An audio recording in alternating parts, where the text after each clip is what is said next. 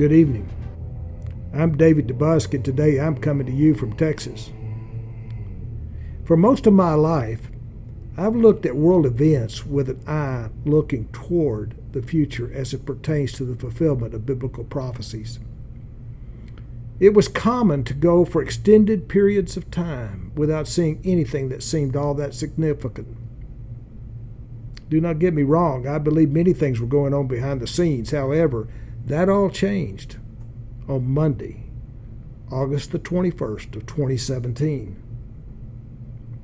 This was the date of the solar eclipse that cut a 70-mile path of darkness across the United States.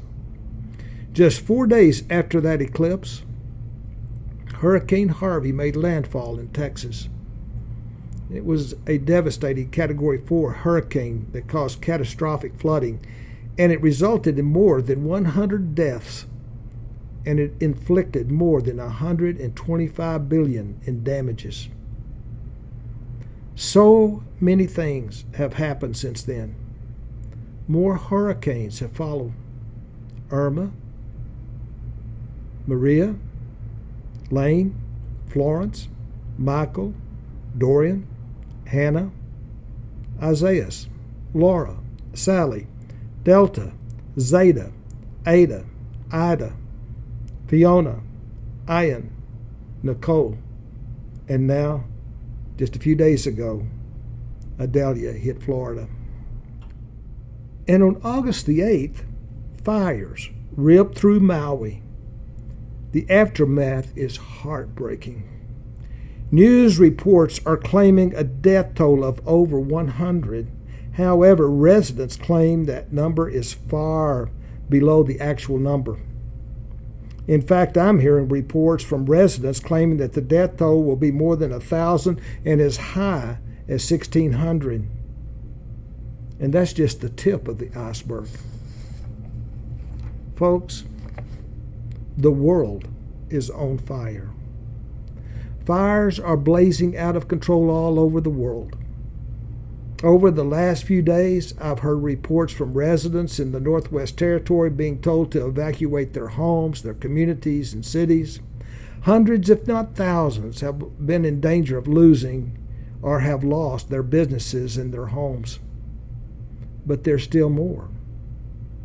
Look at this map. The map that you're looking at was posted by Weather Underground on August the 22nd. Take a close look. It appears that almost a third of our planet is on fire. Now, add all these things to the 32 ongoing wars and conflicts said to be going on around the world, plus the lawlessness, government corruption, open borders, crime, drug addiction, and homelessness. These have become a modern-day plague. Then there's the ongoing threat of infectious disease, planned lockdowns, food shortages, and the increased cost of goods and services. Folks, it doesn't take a genius to realize that our world is spiraling out of control. Back in November of 2020, I came across a very interesting story that was published by Israel 365 News regarding the hidden Hebraic meaning of the names Biden and Harris. The article centered around observations that was made by Rabbi Yakatiel Fish, a noted author and a popular blogger that's from Jerusalem. Notice the Hebraic spelling of Biden.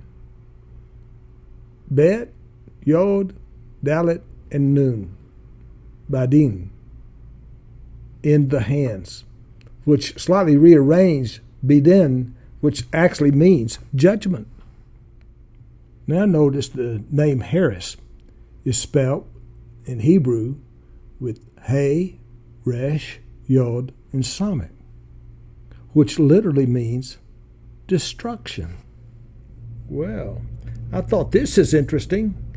So, not taking anyone's word for anything, I went to my iPhone using a app that's called a Hebrew English translator, and I put in the names Biden and Harris. And look at the translation. This is a screenshot from my iPhone. The translation of Biden-Harris came up, destruction in their hands. Friends, we are witnessing what Yeshua defined as the beginning of sorrows. These are literally the birth pangs that are felt by a woman in labor. When God turns his back and lifts his divine hand of protection, evil flows like water down a hill. But just wait. You haven't seen anything yet. God is about to raise his divine sword and pour out his decreed curse and wrath upon the wicked. They have no excuse, and they will have nowhere to turn. One of the most sobering verses in Scripture is contained in 5 words that were penned by the prophet Amos. One would think that these words would cause sinners to tremble in fear. Prepare to meet thy God. Let me be clear. Normal is not coming back.